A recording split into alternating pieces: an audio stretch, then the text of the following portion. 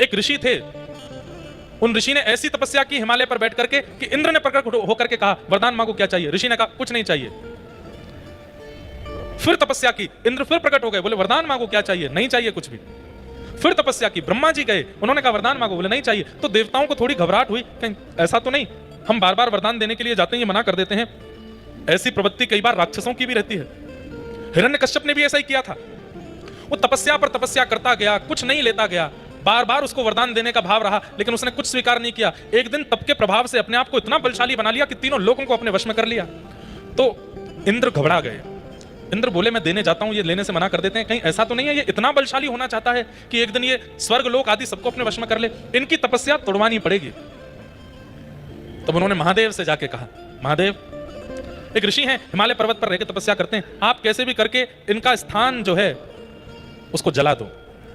शंकर जी बोले हमसे क्यों करवा रहे हो ये काम? बोले कामदेव परास्त हो गया, बाकी के देवता भी परास्त हो गए, इनकी तपस्या कोई नहीं छुड़वा पाया, बस आप ही हो जो छुड़वा सकते हो। शंकर जी बोले तपस्या छुड़वानी क्यों है, करने दो।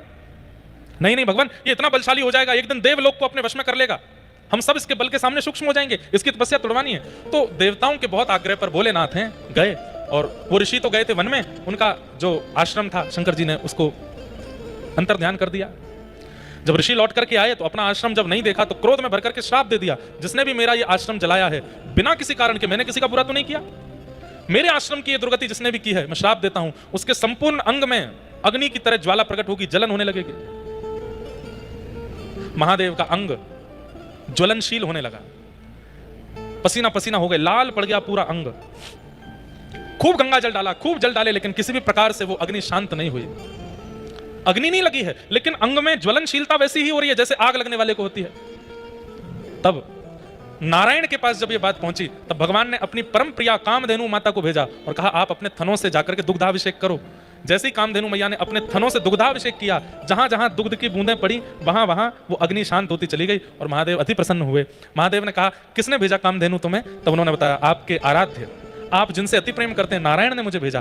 तब से महादेव ने यह नियम बना दिया, मेरे आराध्य ने मुझ पर दुग्ध चढ़ा करके मुझे प्रसन्न किया, आज के बाद जो भी मुझ पर दुग्ध अभिषेक करेगा, जो भी दुग्ध से बनी सामग्री का अभिषेक करेगा, मैं उस पर इतना प्रसन्न हो जाऊंगा कि उसने मेरे प्रिय नारायण की आज्ञा मानी है, वो जो चाहेगा वो वरदान उसको मैं दिया करूंगा। तब से महादेव पर नित्य दुग्धाभिषेक, घृताभिषेक, दही का अभिषेक आदि आदि किया जाता है।